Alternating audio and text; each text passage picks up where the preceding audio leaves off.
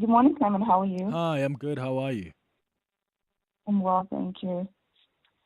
So my take is that it's deeply disingenuous for the current Zambian government to now insist on a state funeral for former President Edgar Lungu, Mm. when in life, President Hichilema's administration constantly sidelined him. See, the two were not just political opponents; they were bitter rivals. There was no civil rivalry between them. It was such a hectic rivalry between the two of them. So even before Lungu attempted a political comeback, his movements were curtailed by the current government. He couldn't even run. He was a man who loved to exercise. He couldn't jog. He was restricted from jogging and even going to church. Mm. So even such basic personal liberties should have never been impeded, but they were. So by the time Lungu even grew critically ill and he sought to travel for medical treatment, he was denied this right. So the time that he actually traveled in May without formally informing the government, the airport officials who allowed him to board were actually dismissed. So when this man, made known his wishes to his family that, in the event of his death, the current president should not preside over his funeral, the family have echoed this wish and do not oppose burial in Zambia. They have only objected to HH's presence or oversight. So why can they not be allowed to bury in private? Or why can he not allow the funeral to go ahead in Zambia without him imposing himself? You cannot strip a man of honors in his, when he's alive, and then in death you want to afford him this honor. That's deeply disingenuous and actually politically motivated. Yeah, and what do you say during your speech? Because then, people who know your relationship and what you've said about this person are going to look at you strange. Like, Haibo, when did your thoughts change? Are you going to sit there and stand there and lie? And for me, it's just hearing the current Zambian president saying, "Oh no, but what will people say? People will laugh at us if we allow the Lungu family to bury privately." This is not a matter of public perception. It's about respecting his final wishes. So I think sometimes that's what leadership is. It's putting aside your own wishes, your own ego, and allowing, for the greater good to prevail. Because the Zambian people should not be denied the right to mourn their former president. Yeah. All right. So HH should just step aside and allow the family to proceed. Yeah. All right. Connie in Joburg, thank you so much for your call. Hi, Clement. Ozia from Midrand. On the issue of the ex-Zambia president or the late Zambia president, not so long ago, just check on your records, the ex-Angolan president who died, there was almost a similar situation where the guy died in Spain and the family and the current president were not in good terms, and they went to court in Spain, and the government won the case. So the president's body was taken to Angola, was buried in Angola by the government, and some of the daughters were excluded. So there is a precedent on this matter. Thank you. Great show. Bye. Hello, Clement. I agree with you that the wishes of the family of the late president of Zambia, Lungu, should be respected. The argument about protocol does not hold water for me, because when you talk about protocol, he has a deputy, and usually you delegate responsibilities to your deputy. In this particular case, just to let peace reign, he could let his deputy represent him in hosting the heads of state who are coming there. What if the thing is fixed and he himself, Hichilema, falls sick and is not able to attend? God forbid. Wouldn't somebody represent him there? So it's just a matter of ego and power play. He should just concede and respect the wishes of the family. My name is Tony in Pretoria. Hi, Clement. This is Sidwell Susumani. Clement, I think the wishes of the family have to be respected, because here they are fighting a battle that the late president has told them that, whatever happens with me, but I don't want this guy to officiate on my funeral. That should be respected. Thank you very much. Hi, Clement. It's Vincent here in West Rand. But to me, it does not make sense. I think the family should be given a chance to do whatever they want to do with the body of their beloved father and grandfather. Because remember, the Zambian government has taken away the benefits from Edgar Lungu as a deputy president. So why would they want now to bury him if they have taken all the benefits from him as a deputy president? So it doesn't make sense now to me. Sure, Clement. Good to hear your voice. But Clement, with regards to this issue of Zambia, it just shows you how petty people can be. I mean, the anger beyond death. I mean, and I think for me, it's in the heart of why Africa is battling so much with wars and all this, because people cannot forgive. I mean, people cannot. Why don't you just allow this guy to preside over the thing, the funeral? I mean, it shouldn't be a big deal. It shouldn't be a big deal indeed. So yeah, but this anger, this pettiness, and it's so not progressive. Yeah, it's quite a tricky one. It really is quite a tricky one. It's going up to 10 o'clock now. Let's get the latest in Eyewitness News. This is EWN. Good morning, I'm Sfiso Zulu. South Africa's International Relations Department has expressed disappointment at the US's latest disinformation campaign about the country. Washington State Department has published a human rights report claiming government was involved in arbitrary and unlawful killings. The Americans once again take issue with the expropriation without compensation, which was signed into law this year. The report also falsely labels the alleged killings of 2 people by a Limpopo farmer who then fed them to his pigs as extrajudicial killings. Tsiri Madia has more. Acontextual information, discredited accounts, misleading and distortion. These are just some of the words used by DIRCO to describe the U.S. report on human rights in the country. It criticized America, a country which walked away, refusing to be held accountable by a multilateral peer review system through the UN Human Rights Council for producing what it's termed a one-sided, fact-free report without due process or engagement. South Africa's International Relations Department says this country operates on a transparent system where information is freely available. Minister Ronald Lamola's spokesperson, Crispin Piri. We register our profound disappointment with this report. We reject it. It's inaccurate and deeply flawed. And while the U.S. rejects South Africa's move towards expropriation, it's been described by the UN Human Rights Office as a critical step towards redress. Tsiri Madia, Eyewitness News. Western Cape police have found the bodies of 4 people near Muizenberg. The men are believed to have been shot in a gang-related hit in the Overcome Heights this morning. The police's Andre Trout says anti-gang detectives have been signed to the case. At approximately 5:30, the bodies of 4 men aged between 20 and 37 were discovered in Mountain Road, each with fatal gunshot wounds. While gangsterism has not been ruled out as a possible motive, investigators are pursuing all lines of inquiry in an effort to bring those responsible to justice. The fraud and corruption case against the SAPS crime intelligence head Dumisani Khumalo and 6 others resumes in the Pretoria Regional Court this morning.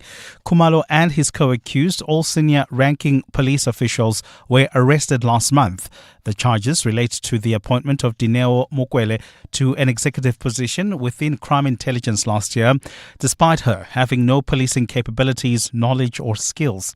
The state claims the accused colluded in getting Mukwele's appointment over the line and that she submitted false information on her CV, not qualifying her for the 55,000 rand net salary she earned. Oren Singh reports. 7 senior crime intelligence officials, including the head of the embattled unit, Dumisani Khumalo, will appear in the Pretoria Regional Court this morning, facing 4 counts of fraud and corruption.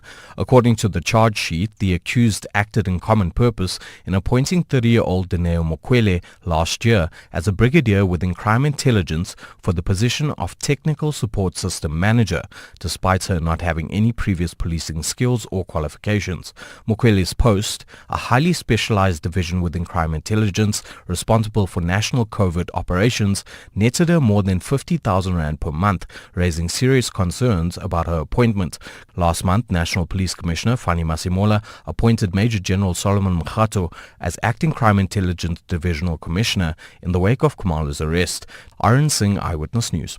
5 men accused of killing rapper Kinan aka Forbes and businessman Tibelo Mutswane will return to the Durban High Court today for another pre-trial conference. The conference was postponed to today due to outstanding witness statements from the state. Forbes and Mutswane were shot in Durban 2 years ago in an assassination hit targeting the rapper. Nhlanhla Mabaso reports. It has been over a year since a group of men accused of killing rapper Kinan aka Forbes and his friend businessman Tibelo Mutswane were arrested. And despite the state having long declared its readiness, the case has not been certified trial ready. During a previous court appearance last month, Judge Jacqueline Hendricks called out the state, saying it needs to get its house in order. This after the defense raised concerns that there are some witness statements that have not been finished with in the matter. The court will today hear if all the outstanding issues between the state and defense have been addressed before determining a way forward. NPA spokesperson Natasha Ramkisson-Kara. The 5 men charged with the February 2023 murder of AKA as well as Tibelo Mutswane returned to the Durban High Court today. The men are charged with conspiracy to commit murder, 2 counts of murder, as well as firearm and ammunition charges, amongst other charges. The case returns to court today for further pre-trial engagements. Previously in court, trial dates were predicted for some time next year. Nhlanhla Mabaso, Eyewitness News. And at least 3 people have died in scorching heat wave that is fueling dozens of wildfires across parts of southern Europe, forcing thousands of people from their homes. Red heat alerts have been issued in parts of Italy, France, Spain, Portugal and the Balkans, warning of significant risks to health as temperatures push over 40 degrees Celsius. Spanish Prime Minister Pedro Sanchez says rescue services are working tirelessly to extinguish the fires. Gold is trading at $3,353.79 an ounce. The rand is at 17.57 to the dollar, 23.73 to the pound, 20.53 to the euro. Brent crude oil is at $66.10 a barrel. Heading towards El Dorado Park, there are delays on the N12 West approaching the Golden Highway. Speaking of the Golden Highway, delays along this route. This is between the N12 and the Union Road exit. This is due to roadworks taking place along this route. And there's more roadworks in Kempton Park along the R21 North, right near the R25, causing delays. A partly cloudy day in store for Gauteng. The temperatures will peak at highs between 21 and 22 degrees. The top story in EWN this hour, South Africa's International Relations Department has expressed disappointment at the US's latest disinformation campaign about the country. EWN, in touch, in tune and independent. For the latest, visit ewn.co.za or download the EWN app. Gauteng's greatest awards with 702 and Yoko. Your vote is not just a click. It's a thank you, a nod, a way of saying we see you. Vote for your favorite local business now on primemediaplus.com. You're with Clement Manyathela on 702. Let's walk the talk. Streaming on the Prime Media Plus app. DSTV channel 856, 92.7 and 106 FM.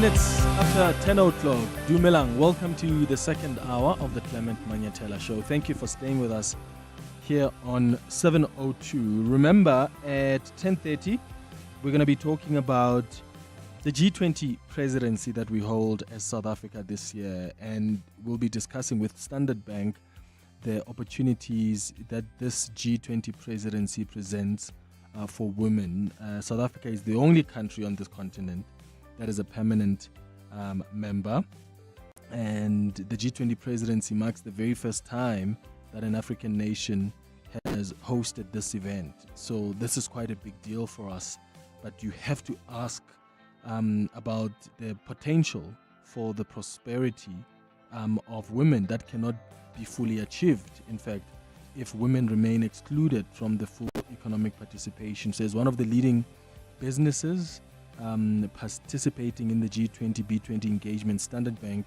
has partnered with the Department of Women, Youth and Persons with Disabilities to host the upcoming G20 Women to Africa. That's going to be taking place on the 29th of August. And their whole idea is to drive women inclusion, that key women inclusion narrative aligned with G20. So that's a conversation coming up at 10:30. At 11 o'clock on our Listener's Choice feature, we'll be talking about illicit alcohol. Do you know about fake alcohol? And can you even tell the difference? Because it looks like our country, the illicit alcohol trade businesses seem to be growing. One of our listeners has asked that we discuss this and how prevalent it is. So that's going to be our chat on our Listener's Choice feature at 11 o'clock. You're with Clement Manyathela. 702. But right now, we get an update on the national convention that's expected to kick off in a couple of days. As I said to you earlier on, there are more organizations that are pulling out of the national dialogue. In fact, the second GNU party has pulled out. Solidarity is out. AfriForum is out. Freedom Front Plus as well. And they are accusing basically the ANC of hijacking this foundation, this dialogue. So we're going to speak now to Reverend Zwoitwaho Nevhutalu, who's the National Convention spokesperson. He's going to join us now on the line. But I'm also interested in your thoughts on 011-883-0702. Do you think that the legitimacy of this dialogue is now in question, given that not only you've got these organizations that are pulling out, including the DA, which was the first to say we're not going to participate, but you also have former presidents and struggle stalwarts withdrawing through their foundations as well from this. What do you think the impact is on such an important project like this that government has been spearheading together with the planning committee? Reverend Nevhutalu joins us now on the line. Reverend, thank you so much for making time for us. Good morning. Good morning to you, Clement, and to your listeners. So, as the organizing committee for the National Convention, preparations, I imagine, are underway, probably complete at this stage. I just want to confirm if all is in order for the event to go ahead as planned. Yes, but Clement, I need to just clarify your initial comment. Yeah, go ahead. Because it may be a little bit misleading. They are definitely the most important thing that is going to happen with this window of opportunity which we have as South Africans is what we call the national dialogues. The convention is just to discuss the issue of the process, the methodology, the indicative things. It's not dialoguing happening on Friday and Saturday. It cannot be dialoguing. The dialogue needs to happen by as many South African citizens as possible, about 60 million of them now. You preface the issue of organizations pulling out. I want to comment specifically about what I call the legacy foundations. You call them stalwart. We have got two types of foundations in South Africa. There are legacy foundations. There are stalwart foundations. Stalwart foundations are all participating in the convention and also in the dialogue. The legacy foundations have withdrawn from the preparatory task team and from the convention, but they've indicated that they are going to participate in the dialogue. So the most important project that this country is going through, the legacy foundations are going to participate in. I cannot speak for other entities like the DA that you said have pulled out. What I also do know, and you are not reporting upon, is that we have people waiting to come in, even for the convention. So even with the pulling out of other people, others want to come in. In fact, it has been a great publicity stunt for the convention itself and also for the dialogue. So I think the message is getting out there. People are getting more interested. Now, coming back to your question about preparedness, we were targeting 1,000 people on Friday and Saturday, coming from about 31 sectors of our society, representing the totality of the South African society. And as at this morning, the confirmations were 1,111 of people who want to come, and we have a challenge of oversubscription. There are people who really are calling in. They now want to come in. Yeah. Maybe because of the controversy doing around, they want to really participate. Some of them said, we thought the convention was for the legacy for the EPGs. There's someone who called me today and says, I did not register because I thought this was a meeting of the EPGs. Now that you are saying that it's for the sectors representing the totality of society, may I please come in? So it's 1,111. Our target was 1,000, but we had anticipated that we could have a little bit more. So we have made arrangements for an overflow for up to about 1,300. We hope we won't reach that figure. Okay. We are closing at lunchtime today with any other additions. We also have political parties, by the way, who are really knocking on the door, because the sector of political parties, we could only accommodate those that have at least a seat in the national legislatures and provincial legislatures, because political parties in South Africa are so many. Yeah, it would not have been possible. And this is not really a meeting of political parties. It's a meeting of citizens.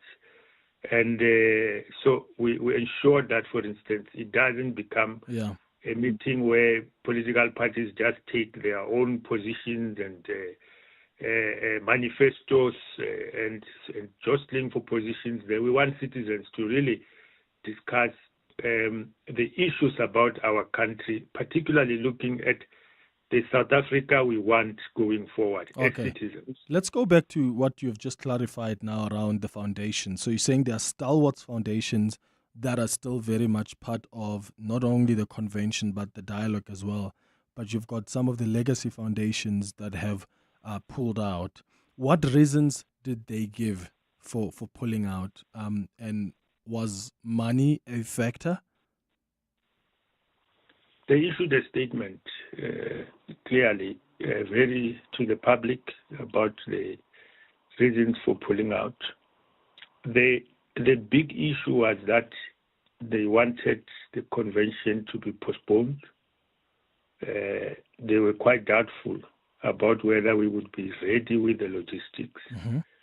they were worried about the fact that given the time and the delay of the release of the money by government, civil society is not well empowered to provide, the leadership, civil society, but really representing citizens. And so they were worried that government may dominate the proceedings, and going forward, it's not going to be a very good start. So they were worried about whether the money that has been released, given the shortness of time, will comply with the Public Finance Management Act. I mean, those are some of the issues. But the two big issues, of course, was they were not sure that the whole convention will really be citizens-led. Maybe they were doubtful. Some sectors won't come, but I think those doubts have been removed because the sectors have all come to the party. Okay. In more numbers than we had anticipated. But they're not back though. So if you're saying those doubts have been removed from where? Because if it's a doubt that's removed on their side, then there would be an opportunity then to engage with them again. No? I don't know if the doubt has been removed from their side, given that they are now outside of the process of the convention. So I've not been following up, but I believe that the EPGs may be engaging them further. I don't know whether in time for the convention. That's not for me, that's for the EPG. But it's not them that the EPG is going to engage only, but all those people who have opted out. They want to understand why they don't want to be part of this. So hopefully, I can't speak for the EPG. They will engage the DA. They will engage the legacy foundations. They maybe those that were supposed to be inside and have decided to step out. It is the responsibility of the EPG to really engage them and find out why are they not wanting to be part of the process. Yeah. Is there a concern about this action, some of the legacy foundations moving away, the concern that this may impact the legitimacy of the process? So in other words, who are part of the preparatory committee now, and are those the people that are coming from diverse stakeholders who are going to make sure that government doesn't really end up dominating this and this becomes citizen-led? Or is that very principle now in question? You see, Clement, I have been sitting in the preparatory task team, and I joined it late. The preparatory task team was being led by, let's call it civil society, because I'm wary of just isolating Legacy Foundation as if they are the representative of the citizens of South Africa. They are not. And that's one of the problems. No single sector entity can apportion to itself the seat of representing the totality of South African citizens. And that is why quite a lot of sectors are upset, even with the way that these questions, the national agenda question like this, is being addressed. Because there are many sectors here, and nobody can claim to exclusivity of representing that. So when I take you back to the convention now, first, the sectors that are coming, together with the numbers allocated to each sector, it's according to the formula done by the preparatory task team led by the Legacy Foundation. Nothing has changed. Government has not been part of that. the program that is going to be there is based on the draft that was made by the preparatory task team led by the Legacy Foundation. Mm-hmm. The subcommittees, by the way, the subcommittees which were there, it was not only the Legacy Foundation, there were also members of civil society who stayed to continue with the work. So almost every document that is going to be presented, let me call it the software of this conference, presented at the conference, I can assure you, it is something that was developed not by government, but by civil society led by the Legacy Foundations. Okay. There is nothing that has changed as far as that is concerned. What government did was to step in to support the logistics. And I don't know why it would that constitute a problem. If I can just take you a little bit back, Clement, I was sitting in Codesa. You remember Codesa? Mm-hmm. People were coming out of really conflict on the streets, in the bush. We decided to, as a country, that we should dialogue or initiate the dialogue. And when we were there at Codesa, do you know who was funding Codesa, the logistics? It was the apartheid government, illegitimate government. Nobody made it an issue. Mm-hmm.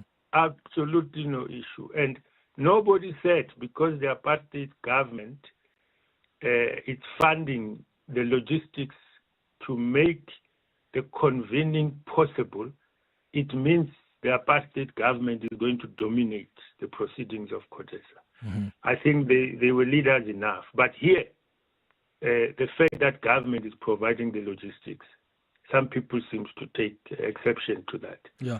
And that's really all they did, really. And had, because of the shortness of the time, and there's another aspect which I need to clarify, that the government, especially the head of state, had been put under extreme pressure to come up with a date for the first convention. Because the preparatory task team and civil society, because there are many civil society organizations which have been meeting almost every week, preparing for these dialogues for months on end. They were saying that government, the convener is not serious. He's not announcing the date. It's taking too long. We are ready. We want to get on with the dialogue. And then, boom, the convener announces, then no, it's too early. They're worried about the time. Let me ask about let me ask about the issue of cost, because there's been public outrage as well over, and there's been several amounts that have been bandied around, 700 million rand budget or 800 million rand. How much is the convention likely to cost taxpayers from the estimations, and also similarly this national dialogue?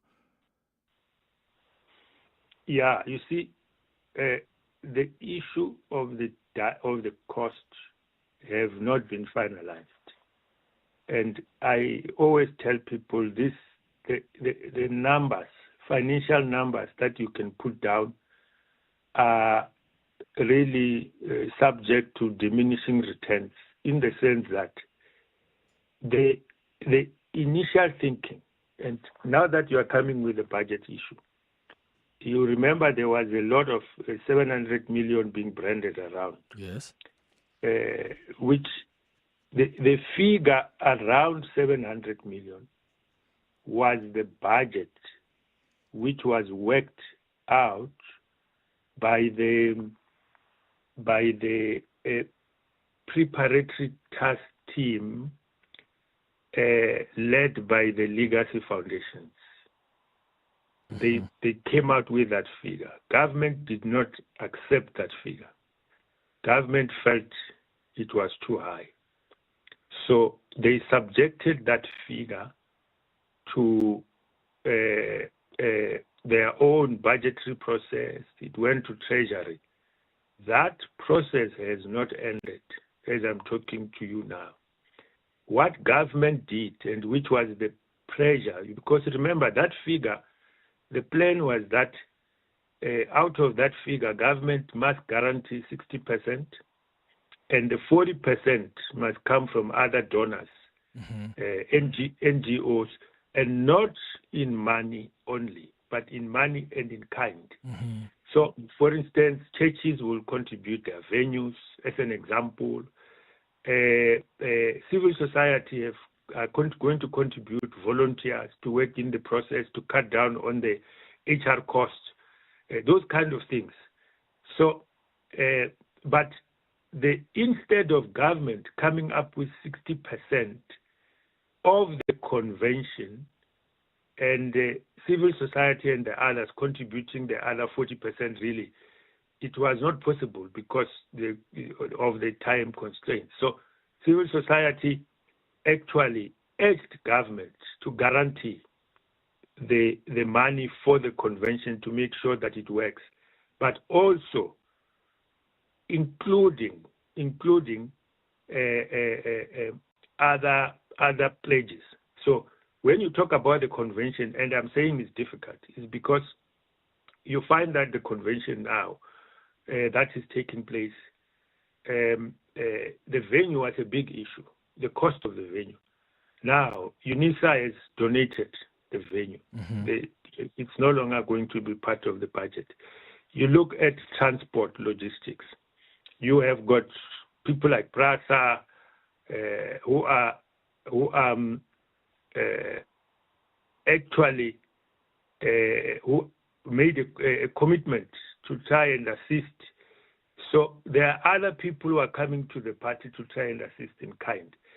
That is why it's very difficult to pin down, and the media has been quite persistent. How much is the convention? It has been very difficult to pin down the convention on the actual, on the actual. But there must be an amount that you're working off, right? So if the UNISA donates a building, if other transport sectors come in, you're able to say, we were working off a budget of 25 million rand, but because of all these donations, we're down to 10 million rand. So as just a ballpark amount, what budget do you work from? The initial budget which the foundations had submitted was around 40 million, I can tell you. For this? Which was...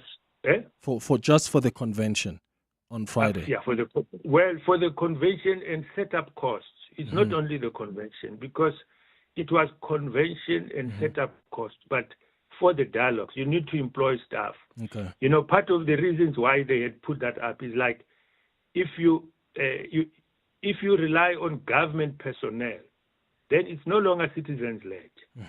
So they had actually provided that figure of around 40 million rand, which was actually trimmed further, and that would have included the venue, around 5 million for the venue. It was knocked out and so on and so on. All I know is that I think Treasury made a provision for about 8 million rand that has been sent to NEDLEC to cover the expenses like accommodation and travel for this particular dialogue. So it's substantially less than what has been actually we were talking about. And it's really government that is involved in trimming the costs. You know, it's like people are saying, no, you know, government just want to expenditure. No, they are very prudent on this particular issue. They want it to happen. They had the pressure to say it is something which is for the good of the nation. And the state must fund it if it is important. It is an important development. There is a window of opportunity which we cannot miss as South Africans. That is something that is worth investing in. It's for the future of our country, the future of our children. All right. Reverend Zo, thank you. Reverend Zo Nevhutalu is, of course, the National Convention spokesperson, and all the best with the convention on Friday. It's 10:32. Swiso has the latest in Eyewitness News headlines. Good morning. Thanks, Clement. Good morning. South Africa's International Relations Department has expressed disappointment at the US's latest disinformation campaign about the country. Washington State Department has published a human rights report claiming government was involved in an arbitrary and unlawful killings. The Americans once again take issue with expropriation without compensation, which was signed into law this year. The police officer who recovered firearms used in the Lusaka mass murder in the Eastern Cape will continue his testimony in the Mthatha High Court today. Yesterday, the police captain, who cannot be named for his safety, took the witness stand detailing the crime scene last year and the subsequent arrest of 2 suspects. 6 men are accused of the murders, which claimed 18 lives in Gobozana village in September. And a typhoon has hit southeastern Taiwan with powerful winds and heavy rain lashing the island. The typhoon had wind gusts of 191 kilometers per hour as it made landfall in the Taitung County this morning. Those are the headlines. This EWN and more at 11 or as it happens. EWN Traffic. Traveling on the R21 North in the Kempton Park area, we still have got those roadworks taking place and they are causing delays. This is between the R23 as well as the R25, so please be on the lookout. If you're traveling in the Deep Sloot area, we've got some delays on the N14 West. This is just as you come out of the R511, and that's due to an accident that I'm seeing. It's just taking place there, so please approach with care. It's causing about a 20-minute hold up there.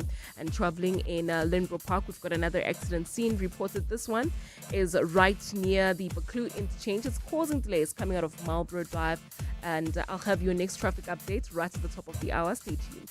There's more EWN on air, online, and on the EWN app.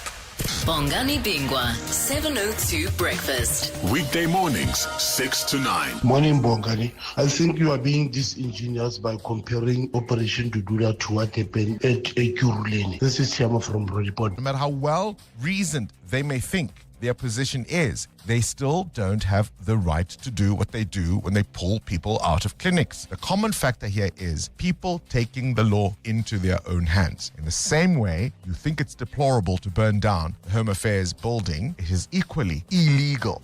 Bongani Bingwa, 6 to 9. On 702. To live wealthier, you need to be able to grow your assets. At Standard Bank Private, you get a team of internationally acclaimed financial experts to advise you on local and global investment strategies. Plus, being with the leader in home loans, you can start expanding your property portfolio. So, come live wealthier with Africa's best private bank. Apply online at standardbank.co.za. Standard Bank is an authorized FSP and registered credit provider. T's and C's apply. Diabetes has become the leading cause of deaths in South Africa. Every hour, at least 3 people die of diabetes in this country. This means that in a year, we lose more than 30,000 people to this dreaded disease. This is a silent pandemic which requires active participation by all of us. You may be asking, what can I do as an individual? Limit intake of foods and drinks high in sugar and be physically active. Eat right for a better life. Foods high in sugar, fat and salt can lead to obesity, diabetes, high blood pressure, heart disease and certain cancers. This message is brought to you by the National Department of Health. What's the first name you think of when I say office printers? Nashua, right? We've been supporting businesses with printers for over 50 years. But did you know we also offer other technology to enable your business? From world-class phone systems to PCs and laptops, business-grade internet and secure cloud storage. All the latest tech to keep your business connected. Nashua. More than print. Young professionals aren't just changing jobs. They are walking away from the system itself. This Thursday on 702 Breakfast with Bongani Bingo will bring you a discussion inspired by the Old Mutual Thought Leaders Forum and explore the growing loyalty gap in the workplace. We'll find out what's fueling the resignation wave, why traditional retirement benefits alone no longer buy commitment, and how employers can evolve to meet the needs of a generation that's demanding more. Don't miss this important conversation on Thursday, the 14th of August, brought to you by Old Mutual Corporate on 702. You're with Clement Manyathela. 702. Let's walk the talk. All right, it's 23 minutes now before 11 o'clock. The B20 In Brief is brought to you by Standard Bank, your weekly window into the key insights and conversations that are shaping B20 Summit. And we can't talk about the G20 without talking about women, right? And that's why we've got Standard Bank this morning to talk about the opportunities that the G20 presidency that we hold this year presents for women. South Africa is the only country in Africa, as we've said, that is part of, or at least is a permanent member. And the G20 presidency marks the very first time an African nation has hosted this event. South Africa's prosperity, however, needs strong economic and trade ties with other African countries, and Africa's potential for that prosperity cannot be fully achieved if women remain excluded from full economic participation. So as one of the leading businesses participating in the G20, B20 engagement is Standard Bank. It's partnered with the Department of Women, Youth and Persons with Disabilities to host the upcoming G20 Women to Africa. It's going to be taking place on the 29th of August. And the whole idea is to drive just key women inclusion narrative aligned with G20. We've got Lindeka Dzedze, who is in studio with us from Standard Bank, joining us for a chat. How are you doing, Lindeka? Welcome to the show. Great, thank you. That's a very nice warm welcome. Right? Well, yeah, that's how we welcome people here at 702. Thank you so much for making time for us. Let's just talk broadly about the assessment of the current state of women's inclusion across the continent. Where are we sitting? How do you see it? Allow me to take you back. So one of the things that's important in terms of 2025, it's a convergence of significant milestones. To answer that question, it's important to take you that back. In 1985, the third UN Women Conference took place in Nairobi. That was 40 years ago. That was the first time the term gender mainstreaming was actually introduced as a strategy. 10 years later, in 1995, the Beijing Declaration Platform for Action was actually introduced and was adopted by the world globally.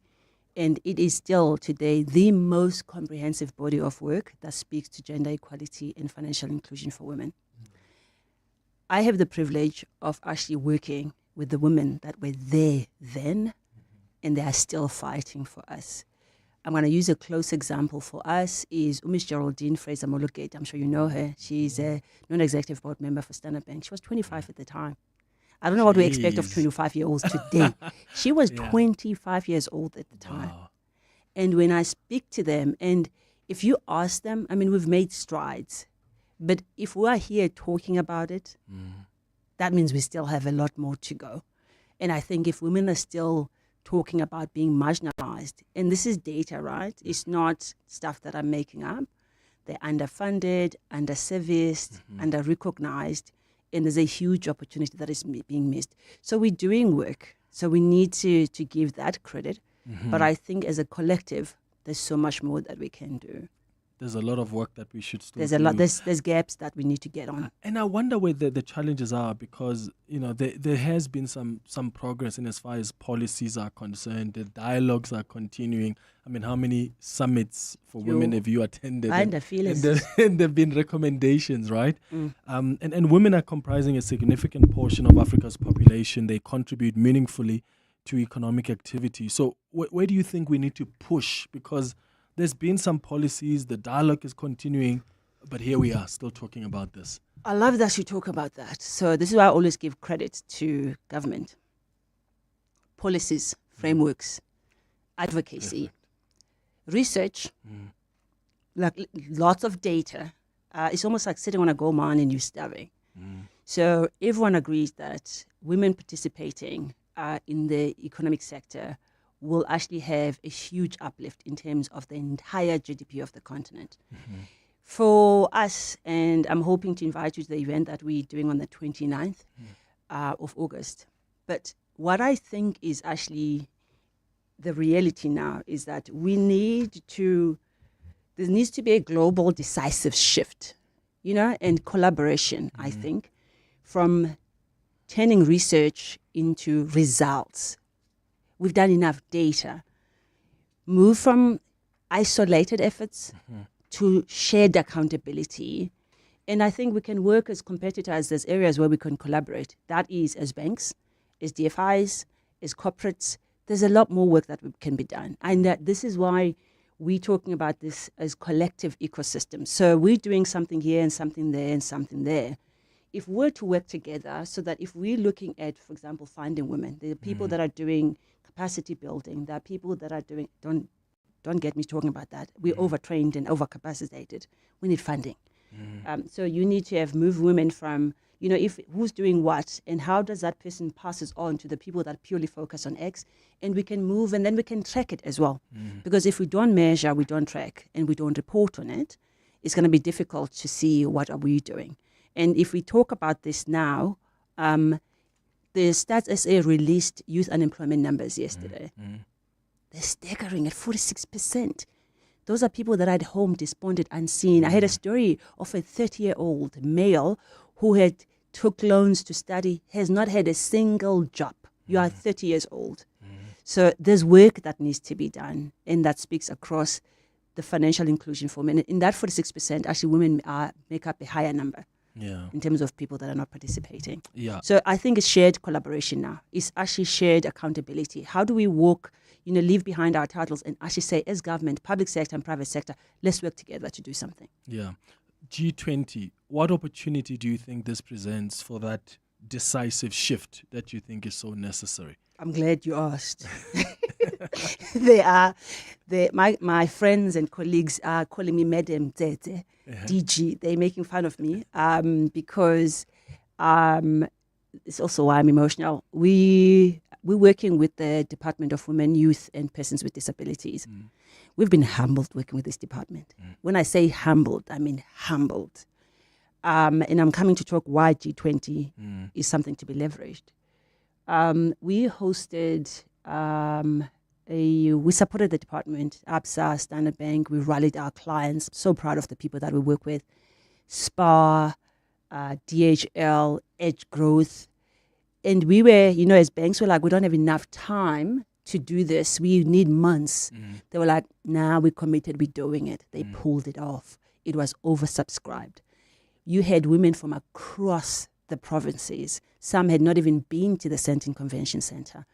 I was at a Sundom event last week, Thursday, and the minister was talking about one of the women. She stayed with us the whole day. Those people work. You call them at 6 p.m. They're like, can we call you back? We're going to a meeting. We'll call you at 9. When you send an email, they respond at 4 a.m. And the story I'm coming to the G20 answer, is that she was telling a story of one of the ladies that said to her, normally I sell about 500 Rand. That's how much I make for my business. On a good day, it's 1.5. I made 20,000 today. A day. 20 on that day, on that trade fair. And this is something that we're all running around last minute. But what is important, what the opportunity that the G20 brings is that we've agreed that as all those corporates and banks that worked with them, we want to partner and start planning for next year. And let this be something that we do year in and year out as a thing. So each G20 provides a platform to actually uplift Africa first. But for us, it's also a strategic opportunity to elevate. That's why we're so busy. I'm tired. Because we want to leverage the platform because everyone is looking at us. And this is where there's declarations that go in. But for me, it is more how we transform our nations. How do we transform our country? How we transform the continent post that? Because it's going to move away. We use it to highlight. And it also, selfishly, I feel like, look at America is navel-gazing. Looking at America. Nobody's looking at Africa. We need to do things for ourselves. I think it also gives us the opportunity to say, what can we do? Because we know we can.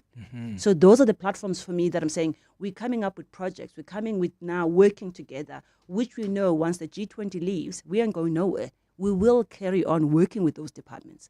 And that for me is a great thing because those partnerships are not by coincidence. They are intentional. That's great because also we do sometimes get so excited about these big events that happen. I mean, G20 is quite a big deal for us, not only as South Africa, but on the continent.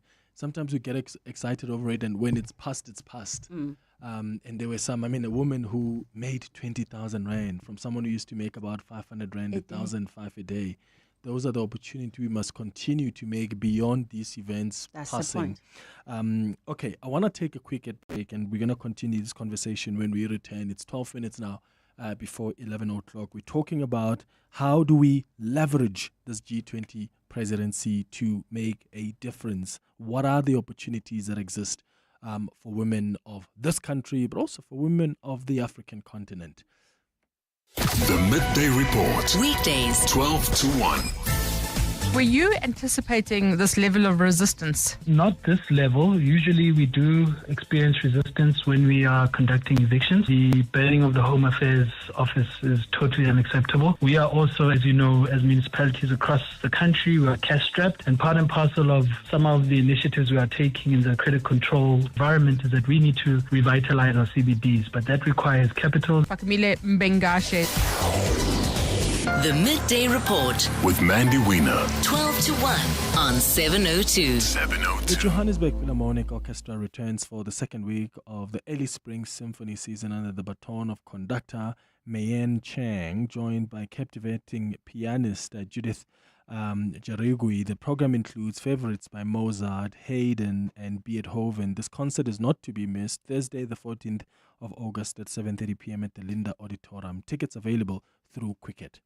Medical aid plans, they're normally like this. So, you'll need to take this form and this. So don't forget this too. Okay, wait. Don't forget this one. Wait. Okay, done. My back! Sorry, sir. That's gonna have to come out of your savings. At Bonitas, we make our plans simple, so they're easy to understand. We also offer a benefit booster and a range of other benefits that don't come off your savings. Visit bonitas.co.za when you need us. Bonitas, medical aid for South Africa. T's and C's apply. Oh, Shane, do you have a sore throat?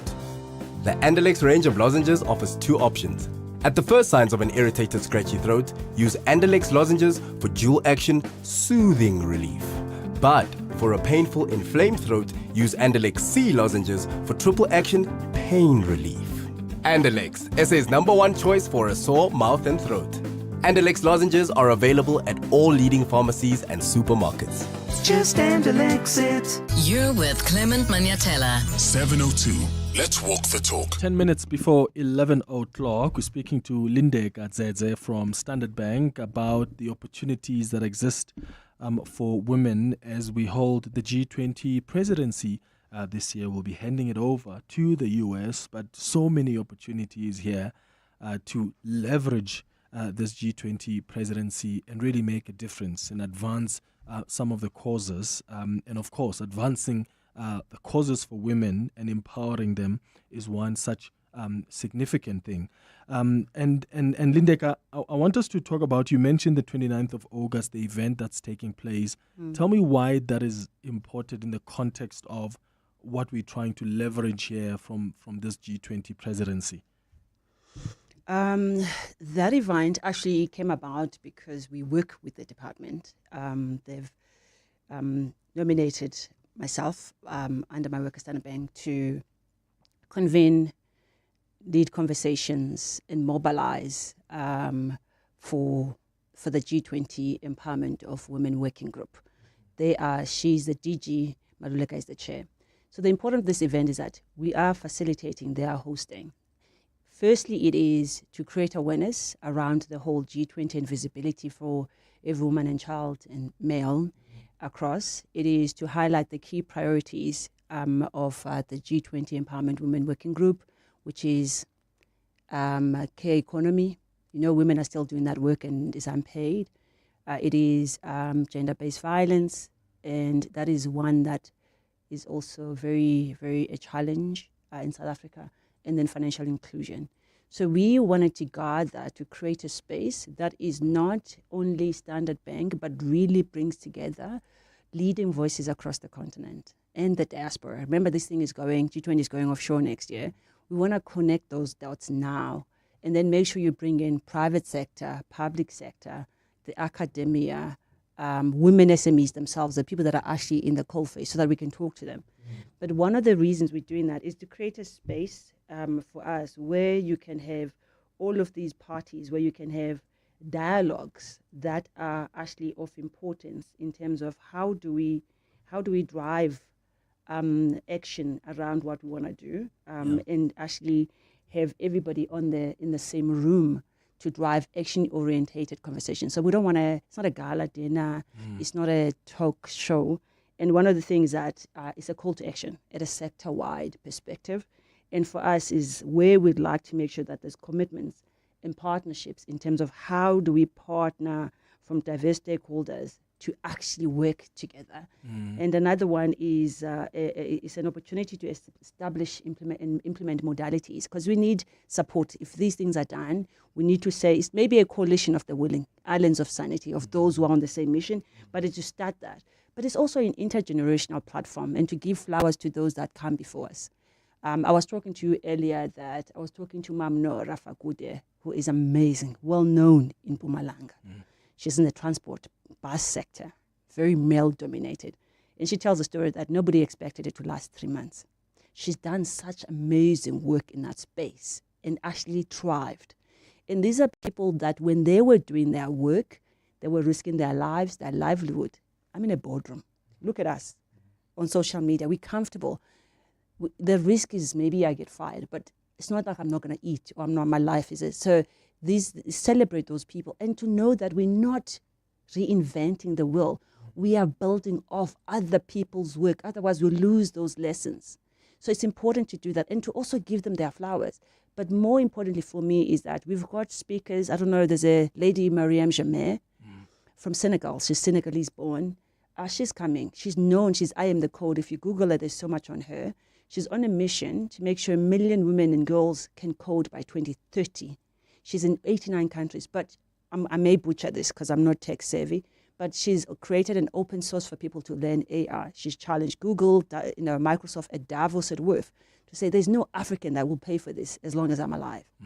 Those are the people. We have a youth unemployment. Not everybody's going to be absorbed in the private sector. We want people, the reason I'm saying to you, I want you guys to let everyone know, because everybody can benefit from that. How do we create that awareness? And it's available freely. You can go and do it. And then we have another young lady, Tembiso Magajan. She teaches schools, kids in the rural schools, where I forget the term as to what they're called, but as kids, we currently in South Africa, we have 400 schools where you don't teach maths, you teach maths literacy. We are family entrenching those kids into poverty. You don't need to speak English. She's teaching them how to code, how to build robotics. They've done drones, prototypes where you can sense distress screams in Alexander because they're from there. So there's solution for themselves. One young boy, he's 13 or 14. I attended they had a gathering.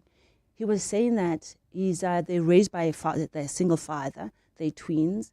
They travel 15 kilometers to school and 15 kilometers home, and often they're late. Yet when he gets home, his sister has to clean, cook. She's tired. He's playing soccer. And that's that care work that women do, and it pulls them back. So we want to create that visibility. These kids will be in the room. Do you know how excited they are? I'm looking to host a bride so that they can be comfortable when they get there. Imperfect English, who cares? They're able to do what they do. We need to create more awareness of people who are doing that work. And she works across the provinces. So for us is to say, with the youth unemployment, how do we create awareness of these things? Which is why I'm here, so that those who are listening in radios can tell others. And sorry, I tend to get... No, so bring me I love back. how you've explained it.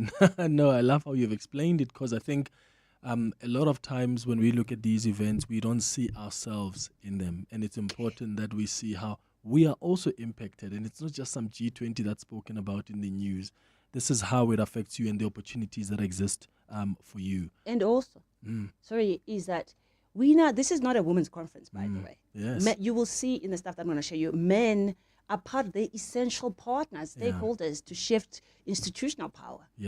And we are saying we work together, because it's not, and you know, people have girls, they have everybody. And it's important that we come together as a system. And that's how we've always operated in the continent. It's going to take all of us. So there's a perception out there that, when you've got these high level type of engagements, they risk becoming more symbolic rather than transformative. So how can stakeholders then ensure that the outcomes of these kind of gatherings actually translate into measurable impact beyond just us having the conversations? The beauty of that question, and please, Standard Bank is not, we're not, what do you call it? We don't have all the answers. Hence, you've brought other stakeholders involved. And the whole point is we're facilitating conversations so we're willing to get uncomfortable. We agree that whatever work that we're doing has to go somewhere. So there's work into appreciation of those that are speaking at a minister level, but we quickly hone in on the sessions that speak to this. And before we go there, we are engaging the people that are coming, even the speakers, so that there's that theme that comes through that, guys, the intent and the desire is to come out with actionable items, commitments, stuff that we can hold ourselves accountable for and come back and report next year. So if you are coming, we said we're not looking to fill the room. We actually just want those who are willing to roll up their sleeves and work. It shouldn't be a talk show. Hence, we're saying partner with government, G20 will move, but we'll still be here. And it's not just C-suite, by the way. We have the women. We can't solution for people who are not in the room. And we're asking others who can't join to be online so that we can actually have this dialogue and hold ourselves accountable. It's not just Standard Bank. It's not anybody else. It's all of us. That is a call to action, I guess. Yeah. Well, Lisa Katseze.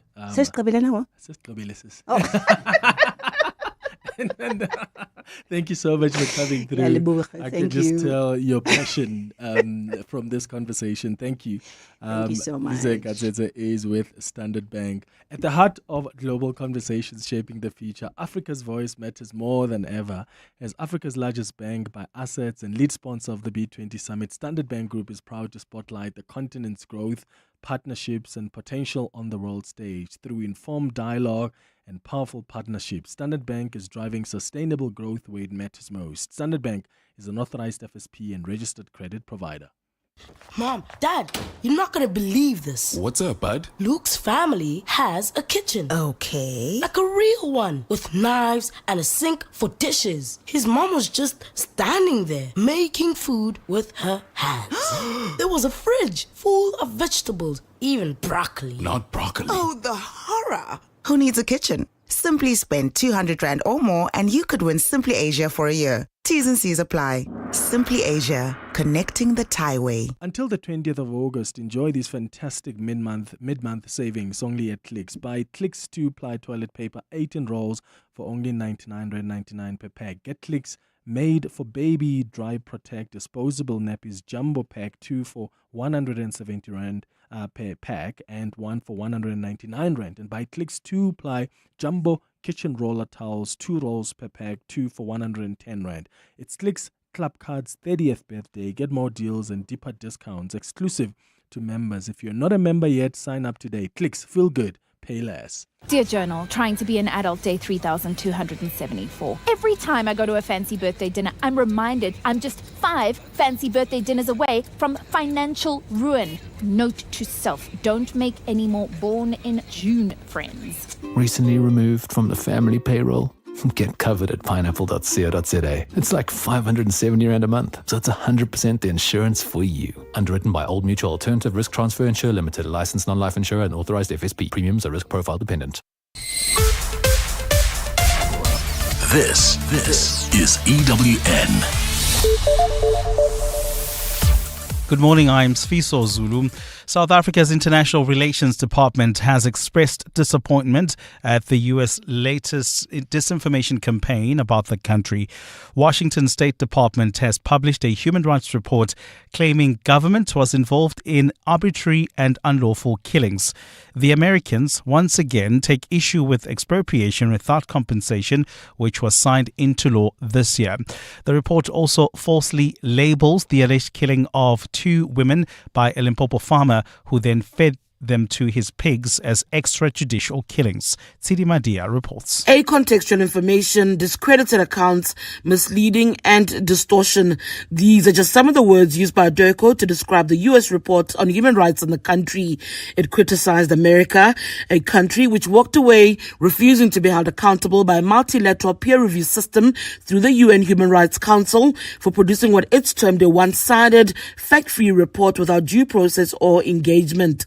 South Africa's International Relations Department says this country operates on a transparent system where information is freely available. Minister Ronald Lamola's spokesperson, Crispin Piri. We register our profound disappointment with this report. We reject it. It's inaccurate and deeply flawed. And while the US rejects South Africa's move towards expropriation, it's been described by the UN Human Rights Office as a critical step towards redress. CD Madia, Eyewitness News. The police officer who recovered firearms used in the Lusaka mass murder in the Eastern Cape will continue his testimony in the Mthatha High Court as the trial continues. Yesterday, the officer, who cannot be named for his safety, took the witness stand detailing the crime scene and the subsequent arrest of 2 suspects. 6 men are accused of the murders, which claimed 18 lives at Ngobozana village in September last year. The trial is in its 3rd week with over 70 witnesses still expected to testify. Nhlanhla Mabaso reports. Yesterday, the crime scene expert, who was part of the team that found the high-caliber firearms linked to the mass murder, told the court about the night the guns were found in Flagstaff. This is where 2 of the accused were nabbed. One of them has since turned state witness. The officer went through a photo album of the crime scene. This morning, he is set to be cross-examined by the lawyers representing some of the accused in the matter. Meanwhile, accused 1, Mzugis Ndamase, who is accused of ordering the hit on the victims, has since told the court that in all the witness statements before the court, he was nowhere near the mentioned scenes as he was in jail, again maintaining that he has nothing to do with the murders. Nhlanhla Mabaso, Eyewitness News, Lusaka in the Eastern Cape. Advocacy group The Women's Legal Centre says the recent cases of violence against children are exposing the ineffectiveness of government policies against abuse. The group has criticised government for failing to implement abuse policies, arguing that on paper the rights of women and children are protected, but not so much in reality. The criticism comes on the back of news that a 4-year-old child was raped and murdered allegedly by her father in Eldorado Park. Legal Centre Director Charlene May weighed in on the matter. We tend only to talk about the vulnerability, the harsh realities of women when it is Women's Month and when it's 16 days of activism. And the rest of the year, unfortunately, the crimes that are committed against women really does not receive the same level of attention. And a typhoon has hit southeastern Taiwan with powerful winds and heavy rain lashing the island. The typhoon had wind gusts of 191 kilometers per hour as it made landfall in the Taitung County this morning. It's expected to sweep across the island and into the Taiwan Strait later, bettering the central and southern areas still recovering from storms last month. More than 5,500 people living in the typhoon's path have been evacuated from their homes. All domestic flights across the island of 23 million people have been cancelled for today, along with dozens of international journeys. Gold is trading at $3,353.79 an ounce. The rand is at 17.57 to the dollar, 23.73 to the pound, 20.53 to the euro. Brent crude oil is at $66.10 a barrel. And in the traffic leaving the OR Tambo Airport, we've got delays on the R24 East. This is heading towards Barber Road, and that's due to roadworks taking place along this route. More roadworks are taking place on the R21 North in the Kempton Park area towards Tembisa, and they are causing delays coming out of the R25, while in Kelvin, an accident reported on the N3 North. It's right near the Buccleuch interchange. Delays coming out of Marlborough Drive. A partly cloudy day in store for Gauteng. The temperatures will peak at highs between 21 and 22 degrees. The top story in EWN this hour: South Africa's International Relations Department has expressed disappointment at the US's latest disinformation campaign about the country. EWN, in touch, in tune, and independent.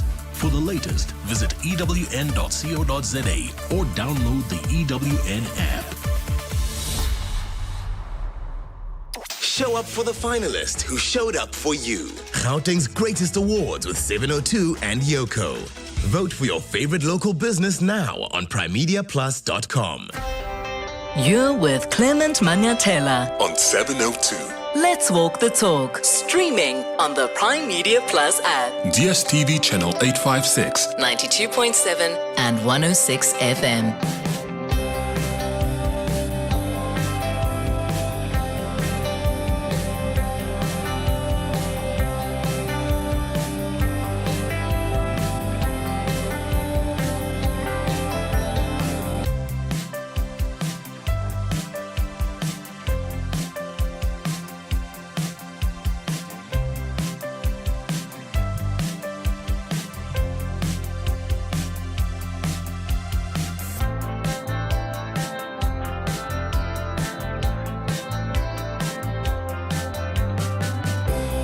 8 minutes after 11 o'clock. Dumelang, welcome to the third and final hour of the Clement Manyathela Show. Time for our Listener's Choice feature.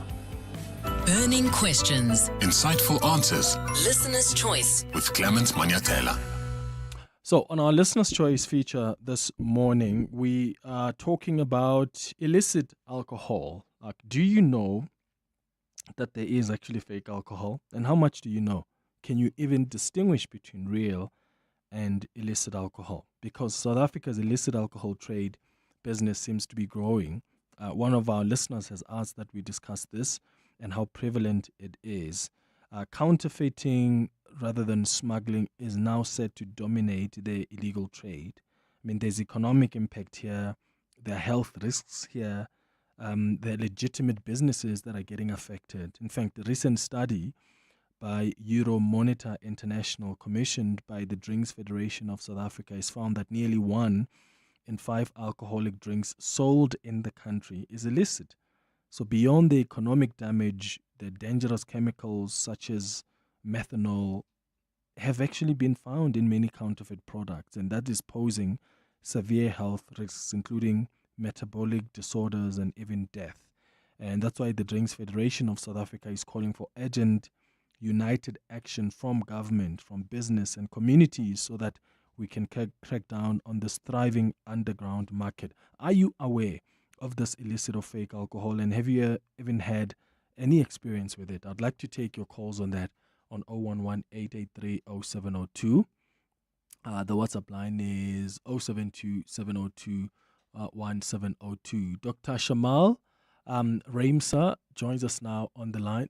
Ramesa is the head of research at the Drinks Federation of South Africa. Dr. Ramesa, thank you so much for making time for us. Good morning. Good morning, Clement, and good morning to all the 702 listeners. Thank you so much for having me on your show. So how big of an issue is this? Because there are some people that are not even aware that there is illicit alcohol out there. Thanks, Clement. So the problem of illicit alcohol, as you mentioned, is growing in South Africa.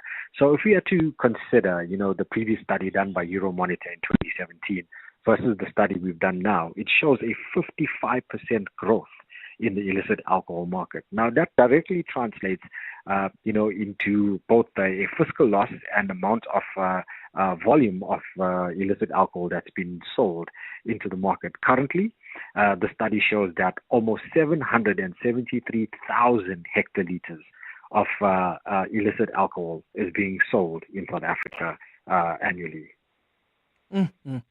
And where does this illicit alcohol come from? And is it been manufactured anywhere locally? Does it come from somewhere? Thanks, Clement. It's both. So, I think that the problem became exacerbated during the COVID-19 lockdown and the ban on alcohol, which showed the illegal manufacturers that it's quite a lucrative market.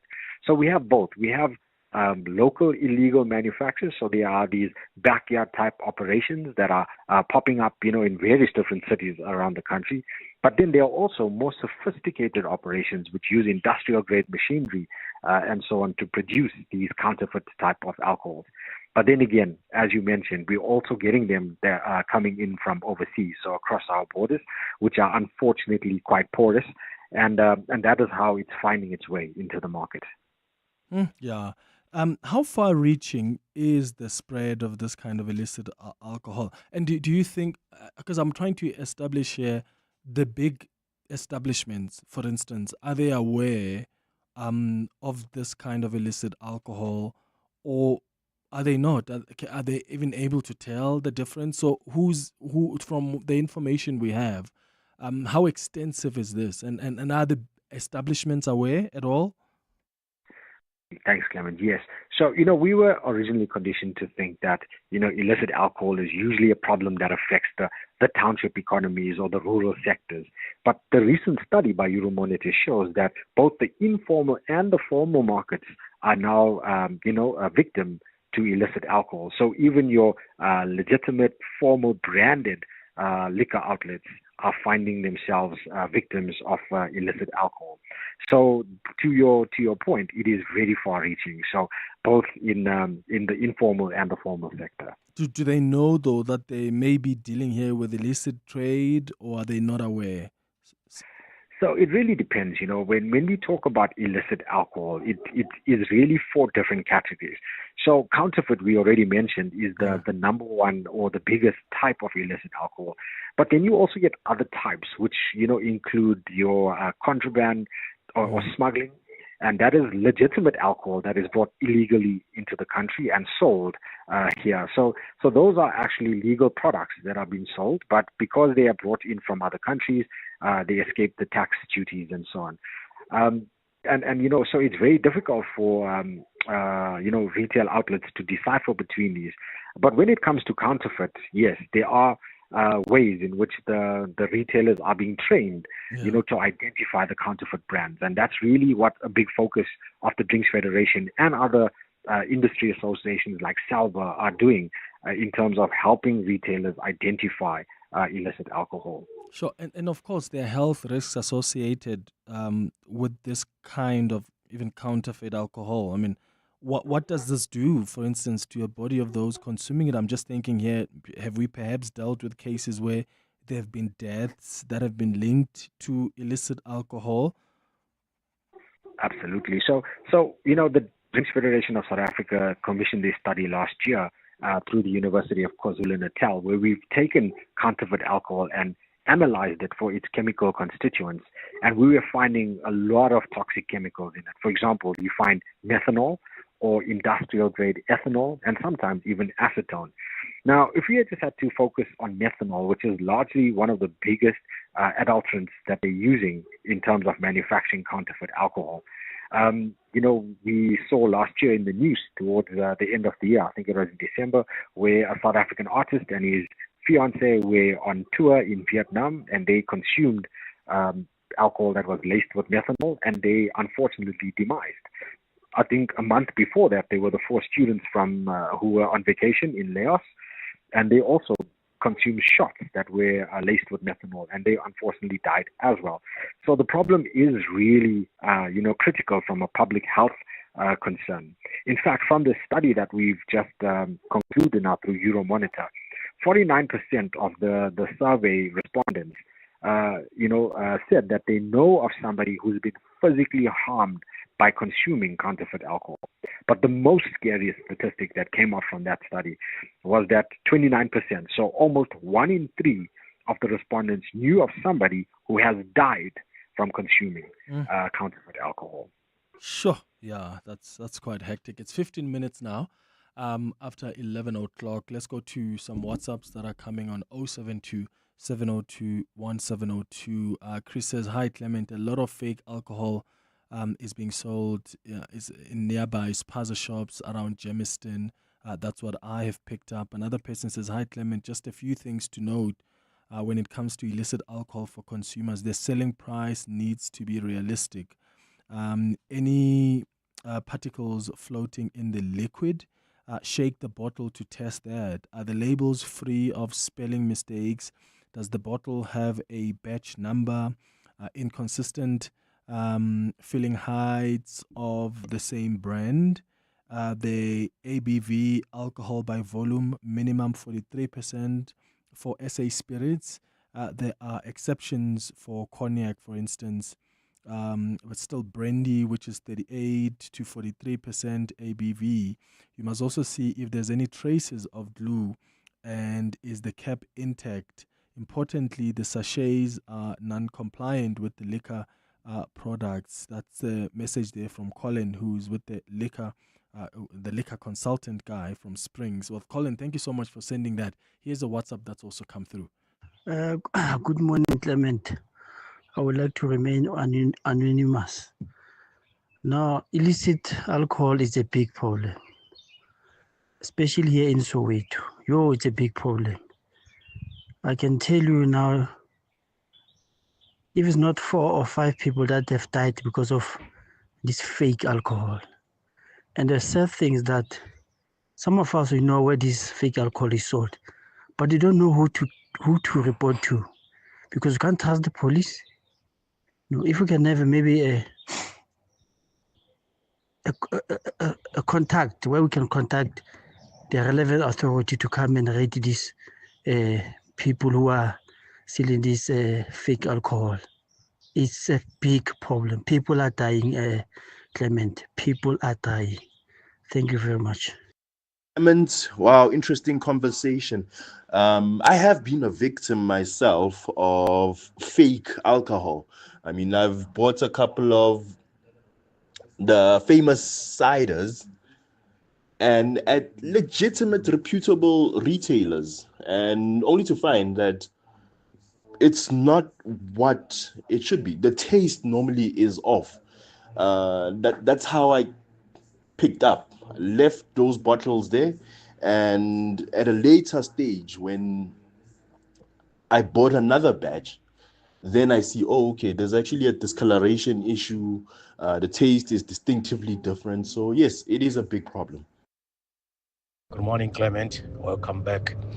Clement, this talking about this fake alcohol is too much in Randburg. More especially these spirits that they're all over. They're all over in Randburg. Yeah, I mean, it looks like, a lot of people here are actually, this is something that they're able to pick up in their communities. Is there a system here where this thing can be reported? Clement, thanks. So to the caller's point earlier, we would highly recommend that they report it to the South African Police Service, who are the enforcement arm in terms of getting legitimate law enforcement to take its course. But then, of course, we also have the Consumer Goods Council of South Africa, who have a dedicated hotline to report counterfeit goods. So you can just get it off their website. It's a toll-free number, and consumers who might suspect an outlet of selling counterfeit or illicit alcohol should get a hold of them via the hotline and report it. So the Consumer Goods then coordinates how it will be approached. So they would then get involved or get the SAPS involved. They would get SARS involved.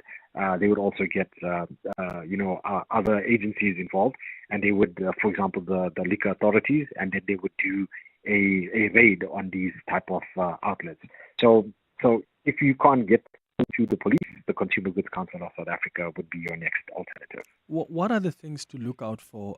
We did get a message earlier on from someone who was sort of giving listeners some tips on what to look out for. So for people who may be suspecting, or they are confused about whether or not the liquor that they're ordering is not counterfeit, it's not illicit, or maybe someone who's buying the alcohol at any establishment, but they want to make sure that this is real. What are the things to look out for? I think it was Colin who sent the WhatsApp. He covered everything that I would have said in that. But maybe if you just want me to echo what he said, pricing is a really important giveaway. So, it's the age-old saying, if it's too good to be true, it probably is. Remember that legitimate alcohol has to pay both VAT and excise duties. So to give you an example, on white spirits, excise tax alone is about 94 Rand 50, right? So any alcohol that's sold under 94 Rand, you can already associate it with being illicit because it's either escaping tax duties or it is being counterfeited and manufactured in some lab. So price is the number one thing.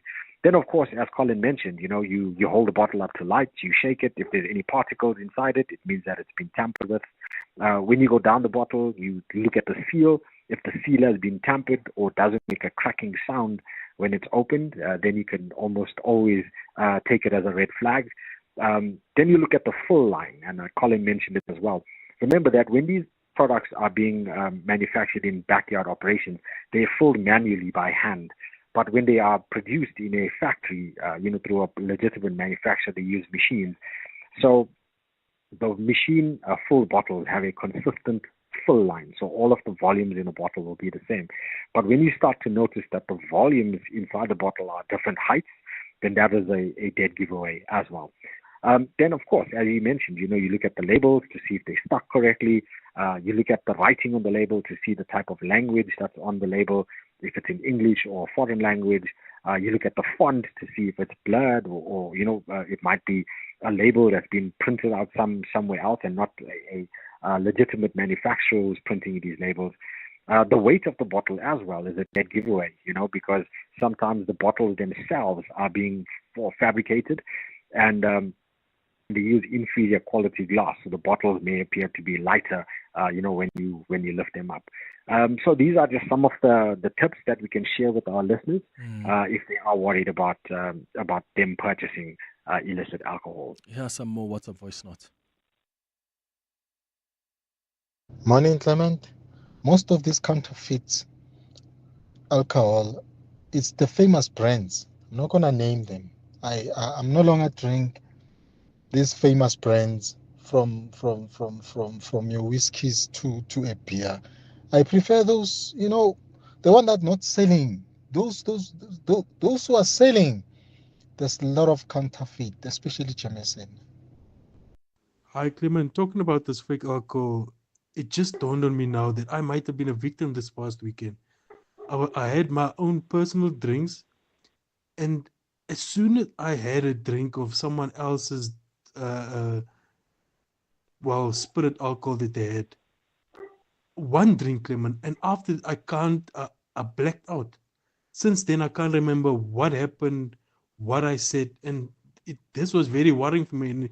And now that you're discussing it, I think I might have been drugged, if I can say drugged by fake alcohol. Hey, morning, Madi Major. Let me remain anonymous for now. Before I was doing e-hailing, so I had these two clients. They were manufacturing illicit alcohol, my brother. I can tell you. So those people were making money, claiming, and we were delivering to the reputable bottle stores, the well-known ones. Well-known ones, claiming. The well-known ones. So, and that thing is dangerous, man. It's dangerous. I remember the other day I was traveling with the brother of one of the sisters. So he started sweating because he was drinking a lot of that illicit alcohol, claiming. Started sweating, like his face changed and it became pure white, pure white because of that illicit alcohol. It's not good, and it's killing people. Killing people is not good. Good morning, Clement. Clement, this is Molefe from Alberton.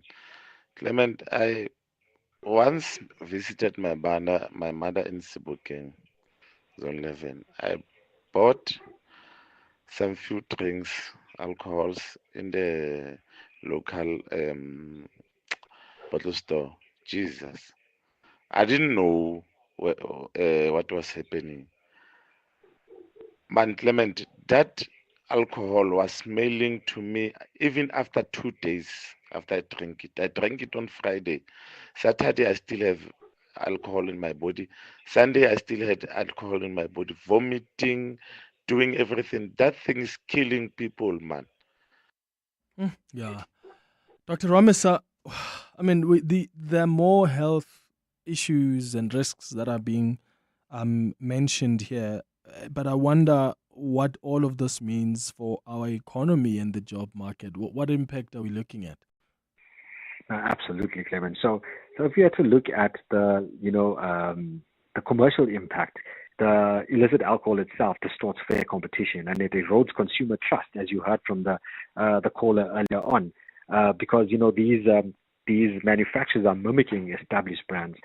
The reality is that the legal producers, are complying with all the tax, safety, and advertising laws, but these illicit traders don't. And because of that, it's really the legitimate industry is losing market share, and that has two direct consequences. So the first one is that it directly affects our fiscal loss, and we showed from this study that it accounts for about 16.5 billion rand per annum in terms of revenue lost to our government. Then the second one is because it's taken away legitimate alcohol market share. These legitimate producers then have to downsize, and make adjustments, and that directly translates into job losses as well. The last one that I want to mention is that the local supply chains are weakened by these illicit alcohol markets, and that directly affects the livelihoods of those who are tied to the formal alcohol sector. So those that are running legitimate taverns, and bars and nightclubs are directly affected, by these weakened supply chains. So we're going to then need a united sort of a multi-sector approach here. What specific actions or even partnerships do you think partnerships do you think are needed here to make some real progress? Absolutely. And so at the DFSA, we advocate for a whole of society approach, which involves the public themselves. Like the caller earlier on said, they need to report it to law enforcement agencies to tip us off in terms of which outlets are selling these counterfeit products and counterfeit brands. But then it's a coordinated approach, from the South African Revenue Service, the South African Police Service, the local or provincial liquor authorities. Then we've also got brand protection units that are, hired by manufacturers themselves that can go out and act on tips, that they receive from the public itself. But based on the recent sort of attention that illicit alcohol has been getting, NEDLAC has now undertaken to create a forum. And this forum is aimed at specifically looking at counterfeit goods, not just alcohol, but counterfeit goods in general. And they will coordinate this response, on behalf of private business, the government, the labor unions and authorities as well. And that, we believe, is really a good place to start, because now it's showing this coordinated approach from all of the different agencies and organizations that need to be involved with illicit alcohol. Yeah, sure. Yeah, Dr. Shamal Ramesa, Head of Research at the Drinks Federation of South Africa. Thank you so much for making time for us, and please be safe out there, guys. There are people that are dying from drinking this kind of illicit alcohol, so just be aware, know what to look out for, especially when you're suspicious that you may be dealing with a case of counterfeit alcohol. It's now going up to 11:30. Maki has the latest in Eyewitness News headlines. Good morning. Thanks, Clement. Good morning. The application for leave to appeal in the Jocelyn Smith kidnapping and human trafficking case continues in the Western Cape High Court today.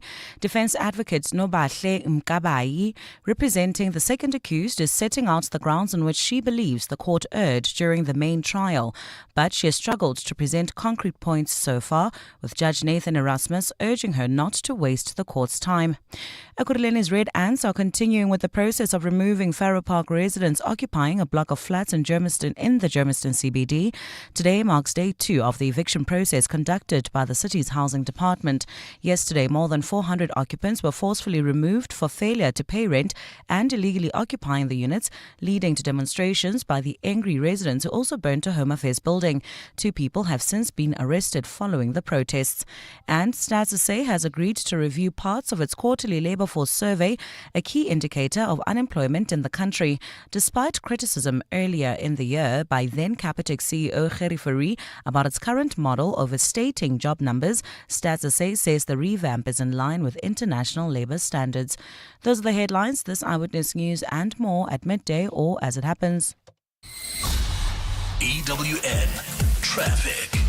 We've got delays on the R21 North. This is between the R25 and the R23, and that's due to the roadworks that are taking place along this route. So please be on the lookout there if you are heading towards Tembisa. Also on the very same route, an accident has happened right near Olifantsfontein Road, also heading towards those delays. While traveling in Isando, there's roadworks on the R24 East. This is towards Barbara Road, also causing delays. There's also queuing traffic along the N12 West between the N1 and the Golden Highway. This is as you head towards El Dorado Park.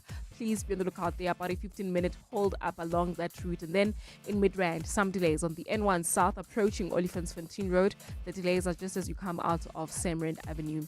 Otherwise, I'm Amo Ramela. Karabujali will have your next traffic update. Stay tuned. There's more EWN on air, online, and on the EWN app. The Sharing Space on the Clement Manyathela Show. 7:02. 28 minutes before 12 o'clock. Time for the Sharing Space. This is where we share our stories about anything that's happened in our lives. Could be in the office, at work, during your holiday.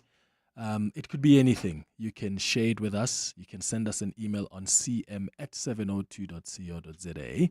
Today, we've got a story from a listener who they're sharing the story with us, and it's via a voice note line. So we're going to play this voice note. When we come back, I'd like to hear from you. If the listener is asking for advice, please be kind enough to advise. If they're just sharing their story, I'd like to know if you've experienced something similar yourself. Hi, Clement. I hope that you're well. You know, I was recently reading a story about how members of parliament are considering opposing to a legal age of marriage being 18 years old. And so now this then got me thinking around, the age I got married and whether or not I was, ready for it. I got married at 28, and at the time I thought I was ready for it, before the actual wedding. Then I soon realized how big, what I was getting myself into was. I honestly feel like for the first 3 years of my marriage, I was too young and childish to have been married. The expectations were too high for me, both financially and emotionally. I did not have the capacity to be a husband. My wife also says that she felt the same way. She is 2 years younger. And so at the time we got married, she was 26 when I was 28, right? Looking back on our journey, we're 10 years, into it. I always advise young people not to marry young.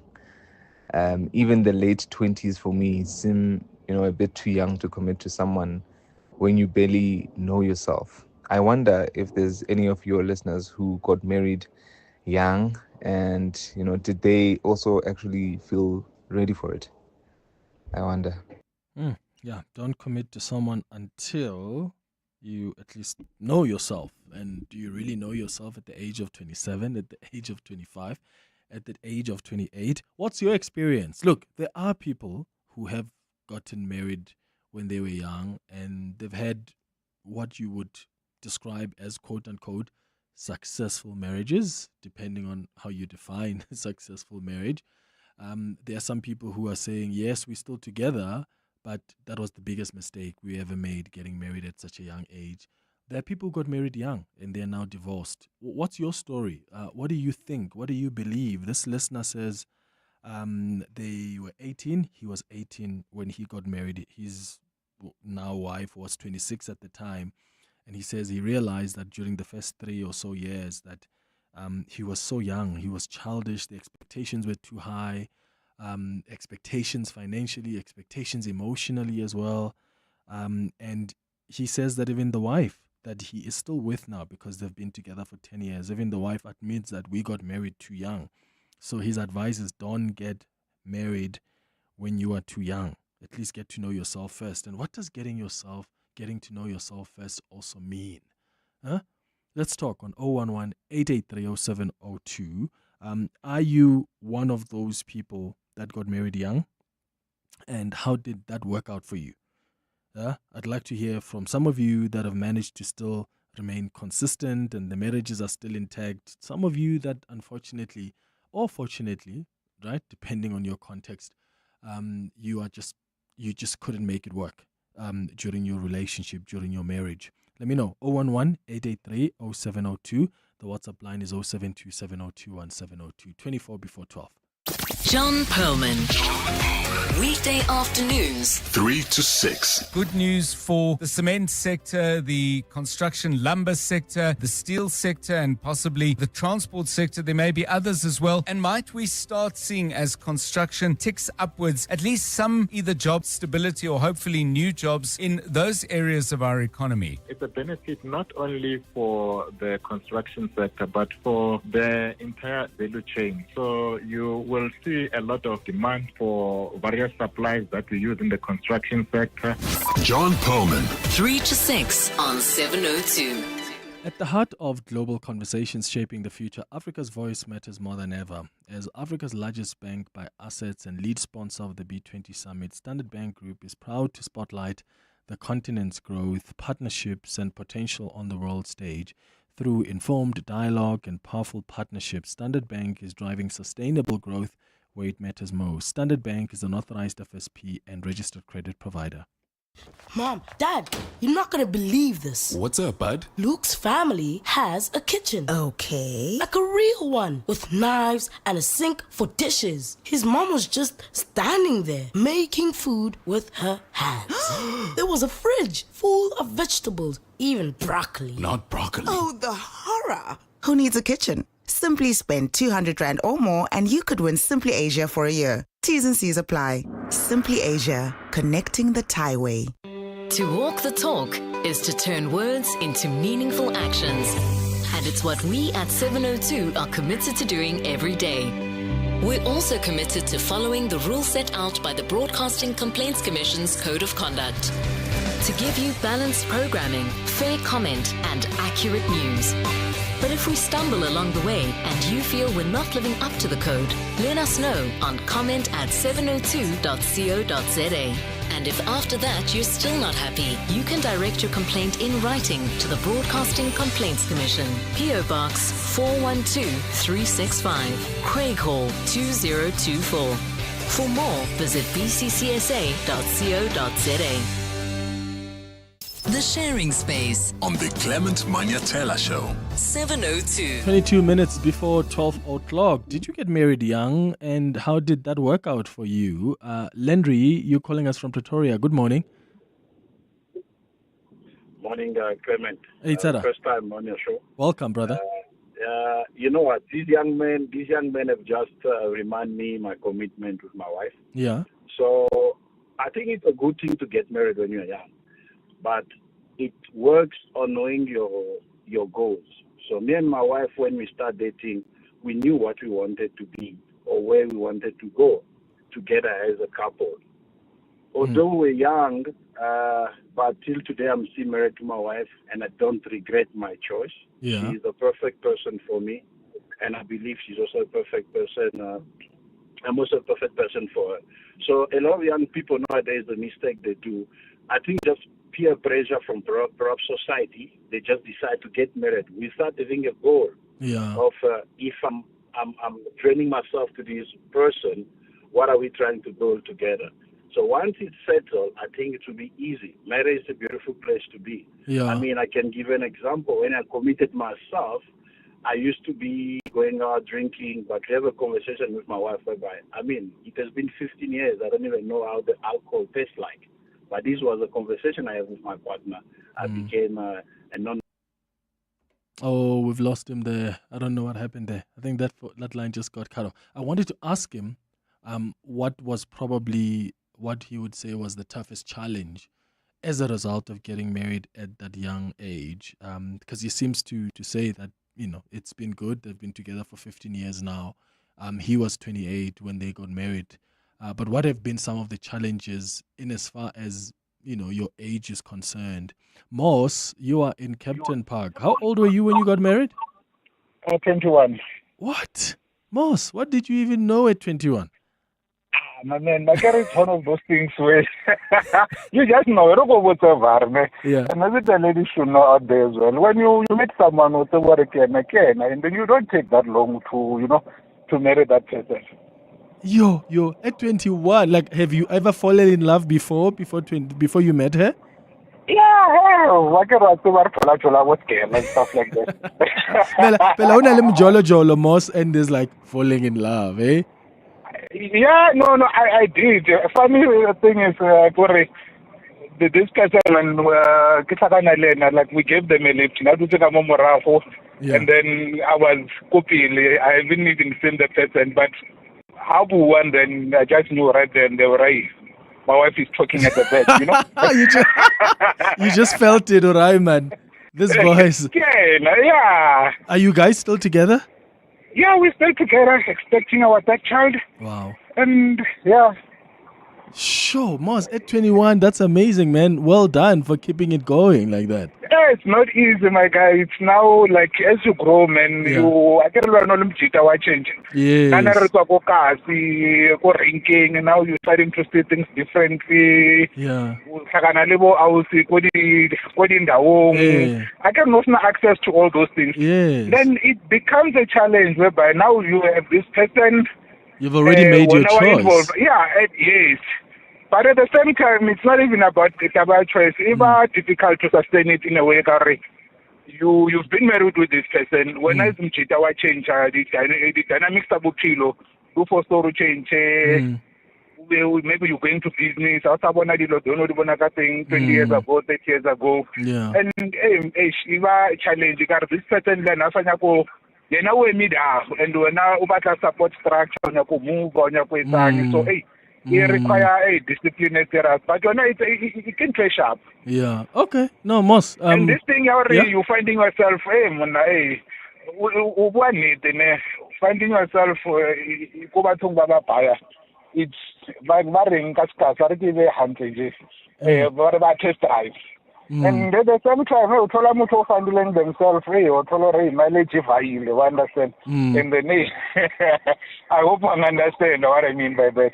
And it's not nice marrying someone on a linear experience pipeline whereby maybe by 20, has had a lot of sexual encounters. So with your partner, did you know if she's been around and she's been experimental? Yes. I mean, back then, but from my 80s, at that age, we were not as exposed to these things compared to now. Oh, so, okay. yeah, now, like, one at 14, whatever, everything, are not really bad. Okay.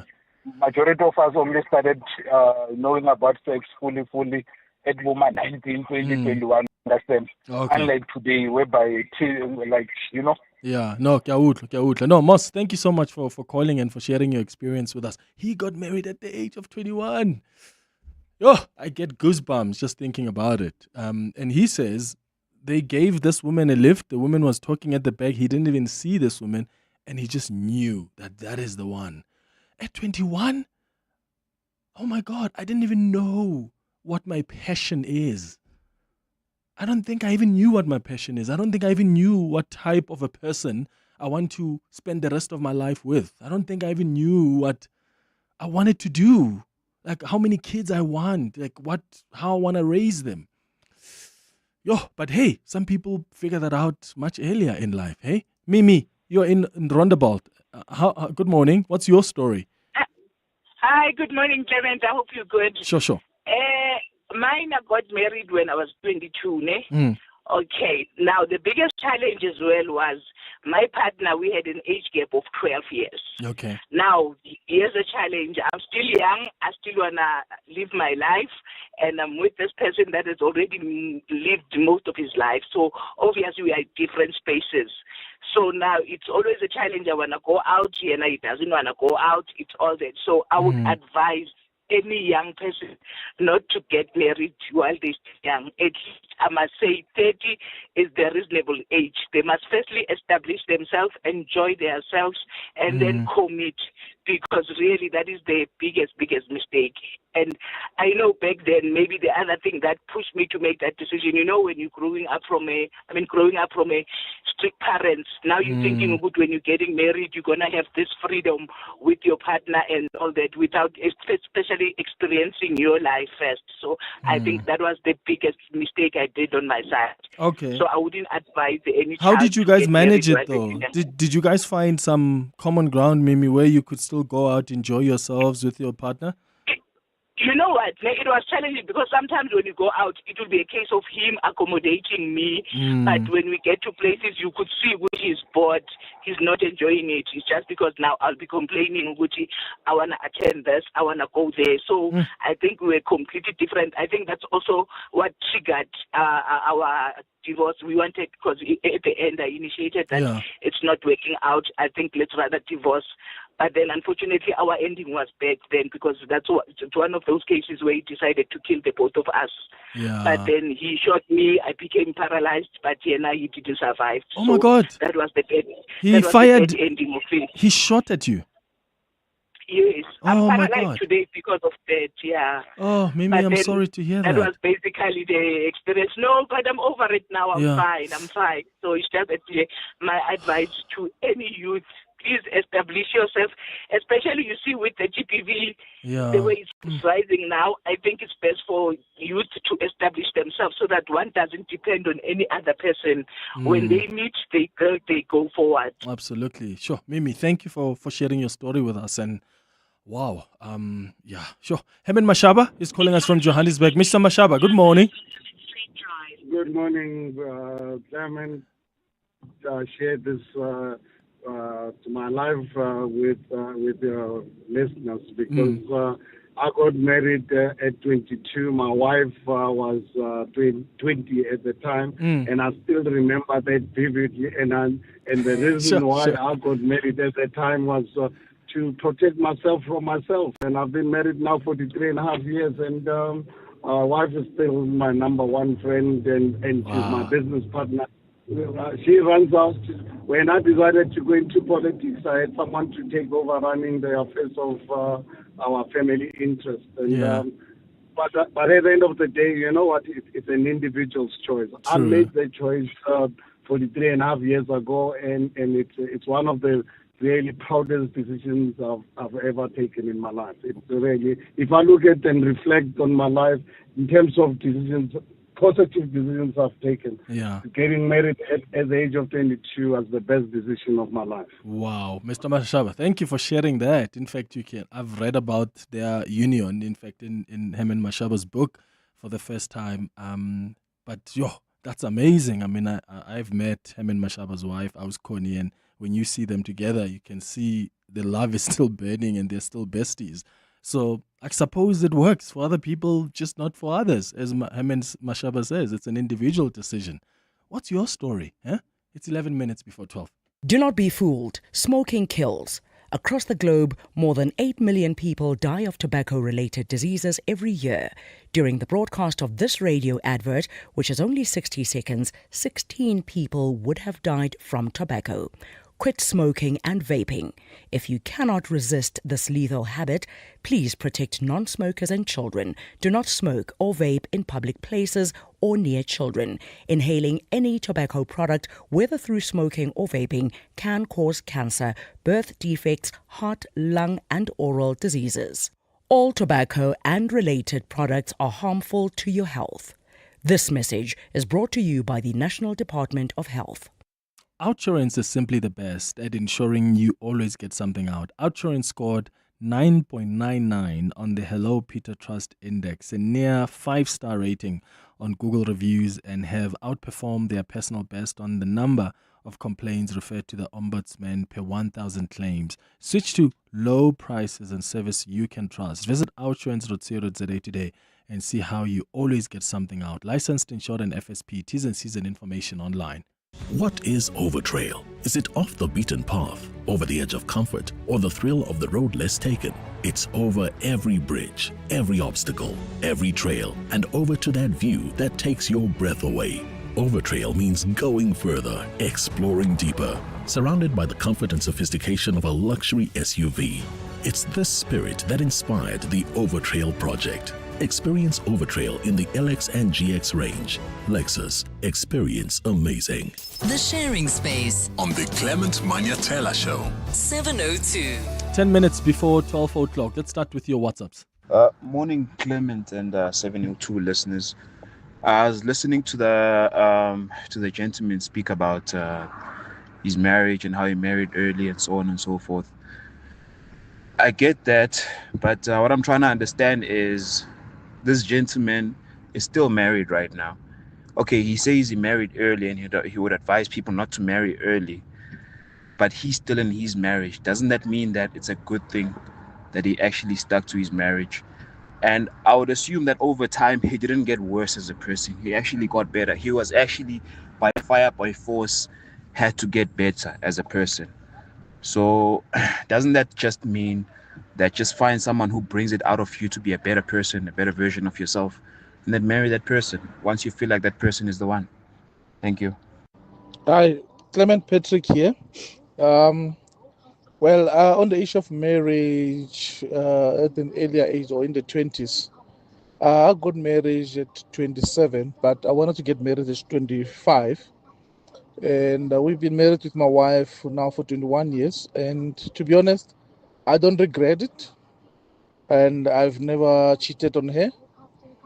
And she has never cheated on me, because I learned to know that actually when we get married, the big mistake is that we think that the partner or the person we're marrying is perfect, and we are all not perfect. So the best thing is we must both know that we are both weak. We are both having weaknesses. We just have to learn to work together, holding hands to overcome the challenges of our weaknesses. Thank you, Patrick. Bye. Hi, Clement. This is Ryan from Florida. I don't think that age that matters much when it comes to getting married or not. It's if you are ready or not. And some people, they get married and they afterwards they realize they still want the freedom or they still want a job. And no, I wasn't like it. I got married at 21 or 22. It's almost 27 years later. My wife and I, we still happily married. Yeah, and I'm turning 50. I'm still married. Still happily married. So the thing is, I think you must know what you want before you commit to a wedding. Interesting. Khosi, you're in Kagiso. Good morning. Yeah. Clement, Sure. speaking to Khosi. Look, myself, Clement, I have experience of both young and old. Yeah. I met my wife first wife when she was around 22 years old. We had a 2-year age gap, and we got married around 2000 years. And we went on for about 17 years in marriage. We married in 2000 years, and then we went on for about 17 years. Unfortunately, 2018 she passed on, and 2020 I met my second wife. We got on, and then we married in 2023. And I'll tell you, Clement, it doesn't matter whether you marry at a young age or you marry at an old age. At a young age, when the first wife, I can tell you, I had full support and belief in marriage. But this one now, the one of now, I can assure you, if anything happens to this one, I'll not marry again. That is, you see now there are more problems and things. In one instance, I even said to my wife, why it seems like we only wanted to get married so that we can now have problems. We never had such problems before we got married. Mujolo was nice. Now marriage is hectic. Yeah. All right, Khosi, thank you for sharing your story with us. And sorry to hear about your first wife, man. Benny, you're in Braamfontein. What's your story? Hi. Hi, Clement. Sure. You know what, Clement? You know what? There is no problem in terms of marrying young, as long as you know what you want and you have done whatever you supposed to have done at a particular age. I got married when I was 32. She was 25. She was coming from a small town. She was not exposed to certain things. I was in Johannesburg. She changed provinces. She get exposed to friends, parties, and all those. And she changed, but we got married even during those difficult times. That was 2003. And then what is interesting is that we met 2001. I think it was in October. In December, she was expecting. She was pregnant already. Because when I saw her, I saw a wife. I saw somebody I wanted to grow up with. I grew up with my father. I didn't know my father until I saw his grave. So I wanted to break that chain for me, for my kids to have, a family setup that is, acceptable for raising proper kids. So we had our fights. No one knew in the family that we had fights. We have always been admired because most of us, we are professionals. We drive in these, German machines. We come to the unveiling, the funerals.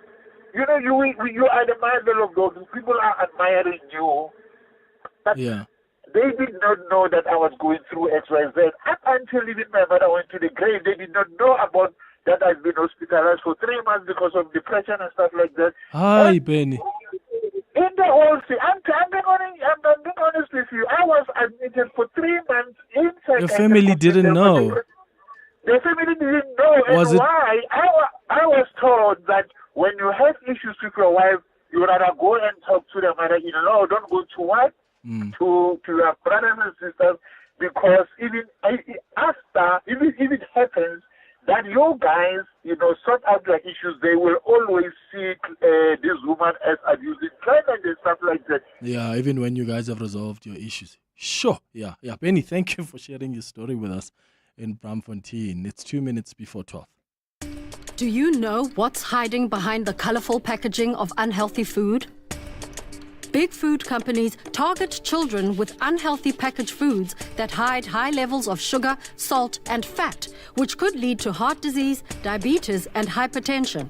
But the truth is hidden from consumers. Front of package warning labels are a proven solution to help consumers make informed decisions. The government must act now. We have the right to know what's in our food. Demand front of package warning labels. Sign the petition on heala.org, HEALA.org, by the 30th of September.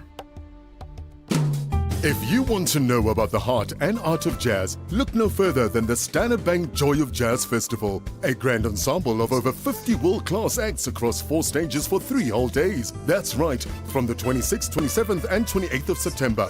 The Sandton Convention Center will be demure and sophisticated as the fine Standard Bank Joy of Jazz 2025 takes you deep into the heart, the art and splendor of jazz. Take me there. Book your seat via Ticketmaster now.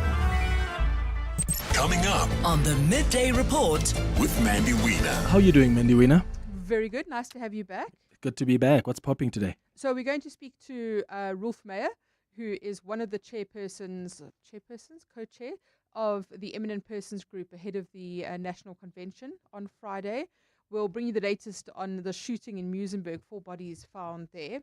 We'll also have a look at this developing situation in Germiston. We spoke about that yesterday on the show quite extensively, so we'll see what's happening with those evictions.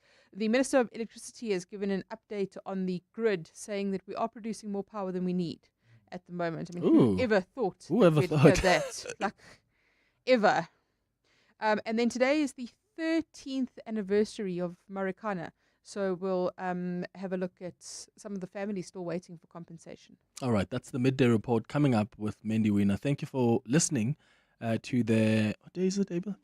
Wednesday edition of the Clement Manyathela Show. We're back again tomorrow between 9 and 12. Have a beautiful day, my friends. Bye-bye. This is EWN. Good afternoon, I'm Maki Malapo. Ekurhuleni's Red Ants are continuing with the process of removing Farrow Park residents occupying a block of flats in the Germiston CBD. Today marks day 2 of the eviction process conducted by the city's housing department. Yesterday, more than 400 occupants were forcefully removed for failure to pay as 1 block of flats was left behind during yesterday's evictions. Tando Luhlengco was there. Occupants from 4 blocks of flats in Farrow Park, Germiston, have been left in limbo after being evicted from their homes. Some pieces of furniture left behind during yesterday's removal process still lie among litter that has been scattered on the ground. The once occupied units are now empty with broken burglar guards, open windows and doors. Some of the evicted residents have camped outside the gate of one of the flats demanding to speak to the city's human settlements MMC Khopelo